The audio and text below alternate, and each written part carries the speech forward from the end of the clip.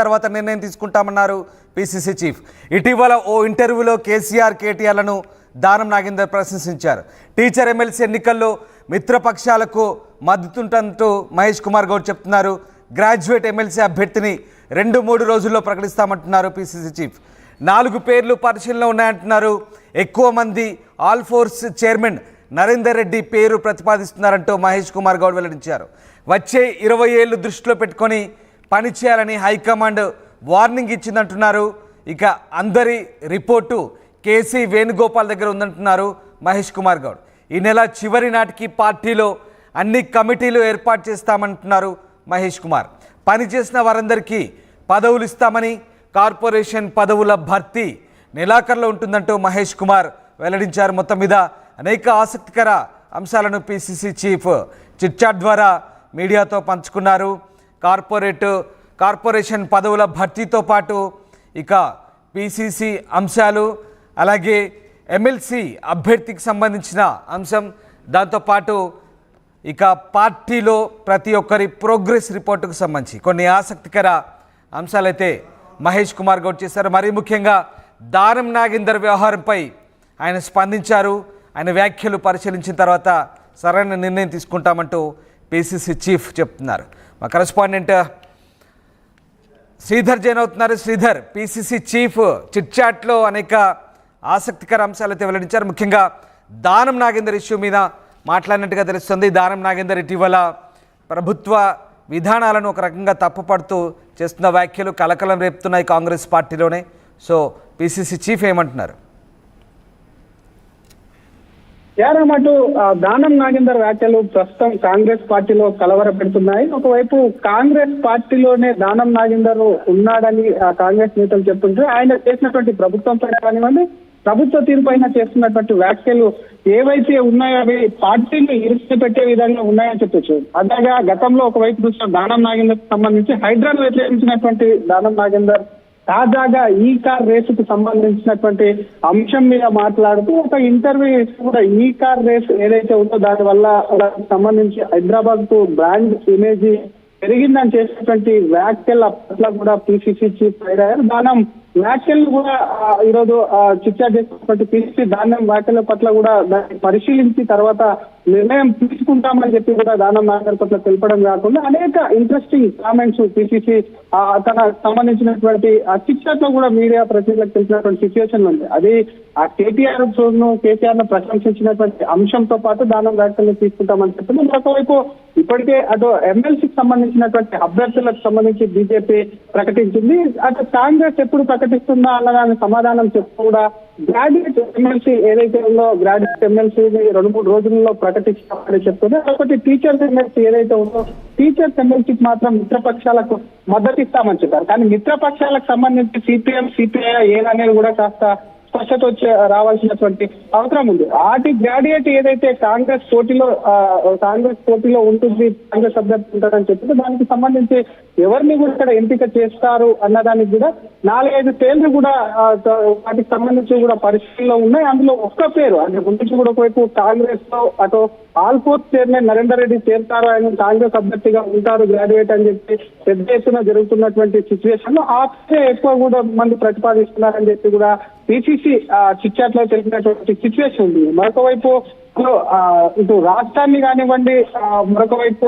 అటు హైదరాబాద్ కు సంబంధించి కానివ్వండి 20 ఏళ్ళకు కూడా హైదరాబాద్ ను 20 ఏళ్ల పాటు అభివృద్ధి దృష్టిలో పెట్టుకొని కూడా ఒకవైపు ముందుకు వెళ్ళాలని చెప్పి హైకమాండ్ వార్నింగ్ ఇచ్చిందంటూ కూడా ఒకవైపు అటు పిసిసి చెప్పడం అనేది కూడా గమనార్హం. ఎందుకంటే మొన్నే చూసాం ఒకవైపు కేసీ వేణుగోపాల్ వచ్చారు. ప్రస్తుతం ఉన్నటువంటి సిచ్యువేషన్ అటు పొలిటికల్ అఫైర్స్ కమిటీలో కూడా ఇటు ప్రభుత్వం పట్ల కానివ్వండి, మంత్రుల పట్ల ఉన్నటువంటి దాన్ని ఇక్కడ ఉన్నటువంటి ప్రజా వ్యతిరేక ఉన్నటువంటి ప్రజల పట్ల కాంగ్రెస్ తీరు పట్ల ఉన్నటువంటి వాళ్ళ వైఖరి పట్ల అన్నిటిపైన కూడా ఒకవైపు రిపోర్టు, కాంగ్రెస్ తో కూడా ఒకవైపు సమీక్ష నిర్వహించినటువంటి సిచ్యువేషన్ ఉంది. కాబట్టి అందరి రిపోర్ట్ కూడా కేసీ వేణుగోపాల్ దగ్గర ఉంది. కాబట్టి 20 ఏళ్లు అభివృద్ధిని దృష్టిలో పెట్టుకొని పనిచేయాలని హైకమాండ్ వార్నింగ్ ఇచ్చిందని చెప్పకనే చెప్పాడు. మరొక పక్క అటు పార్టీకి సంబంధించినటువంటి కమిటీలు కొత్త పిసిసి కొత్త కమిటీలు వేయలేదు కాబట్టి ఆ కమిటీలకు సంబంధించినటువంటి దాన్ని కూడా ఈ నెల చివరిలోపు కూడా ఏర్పాటు చేస్తామని చెప్తుంది. మన ఇంకా కాంగ్రెస్ పార్టీ అధికారంలోకి వచ్చి 7 ఏడాది అయినప్పటికీ కూడా చాలా వరకు కూడా చాలా మంది కూడా పదవుల కోసం ఆశిస్తున్నారు. పార్టీ కోసం 10 ఏళ్లు ప్రతిపక్షంలో ఉన్నటువంటి వాళ్ళు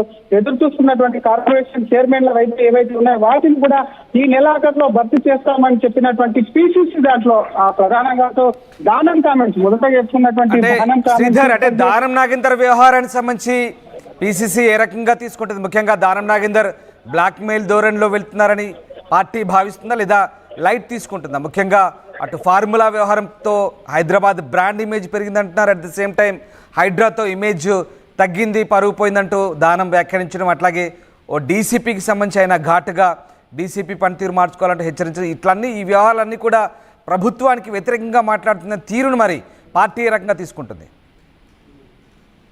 డెఫినెట్ గా మీరన్నట్టే రామదాస్, మీ వ్యాఖ్యలను ఏకీభవించవచ్చు. ఎందుకంటే దానం వ్యవహారం చేరినప్పటి నుంచి కూడా పార్టీలో ఒకవైపు చర్చనీయాంశం మారింది. ఆయనకు పార్టీకి సంబంధించి ఎప్పుడైతే కాంగ్రెస్ పార్టీలో చేరారని చెప్పారో వెంటనే సికింద్రాబాద్ అభ్యర్థిగా నిలబెట్టిన కాక ఎన్నికల్లో ఓడిపోయినప్పుడు కూడా మంత్రి పదవి ఇస్తారని ఒకవైపు పెద్ద ఎత్తున చర్చ జరిగింది. ఆ తర్వాత జరిగినటువంటి పరిణామాల్లో కాంగ్రెస్ పార్టీ ప్రతిష్టాత్మకంగా తీసుకున్నటువంటి హైడ్రా ఏదైతే ఉందో హైడ్రాను వ్యతిరేకించడం, డీసీపీతో వివాదం పెట్టుకోవడం, ఆ డీసీపీకి సంబంధించి కూడా లేని కూడా ఒకవైపు దానం ఆ డీసీపీని గురించి కూడా మాట్లాడుతూ అధికారులు వస్తుంటారు పోతుంటారని యాక్చువల్ ఏవైతే ఉన్నాయో ఇవన్నీ ప్రభుత్వానికి చెడ్డ పేరు కలిగిస్తున్నాయని చెప్పి కూడా ఒక చర్చ అయితే జరుగుతుంది. మరొక పక్క క్రూషియల్ గా హైదరాబాద్ లో కాంగ్రెస్ కు ఒక్క సీటు కూడా దక్కలేదు. ఇక్కడ ఉన్నటువంటి ప్రజల్లో వ్యతిరేకత ఉంది కాబట్టి వచ్చేటువంటి కార్పొరేషన్ జిహెచ్ఎంసీ ఎన్నికల్లో ఏదైతే ఉందో దాంట్లో గెలవాలంటే ఖచ్చితంగా పార్టీకి సంబంధించి కూడా ఇక్కడ ఉన్నటువంటి ఓటర్లకు భరోసా కల్పించాలని చేసినటువంటి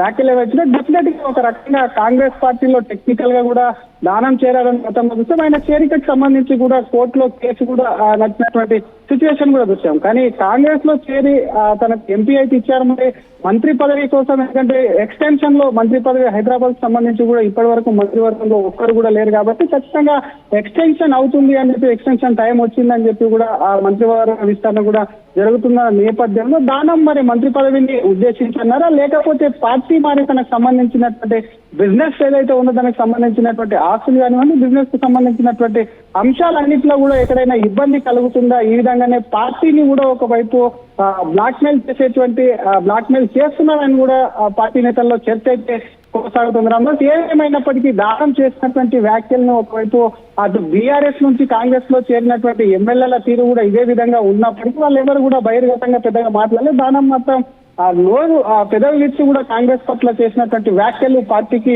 నష్టం కలగడం కాకుండా పార్టీలో కొత్త ఆందోళనకరమైనటువంటి వాతావరణం కూడా క్రియేట్ చేస్తున్నటువంటి పరిస్థితి ఉంది.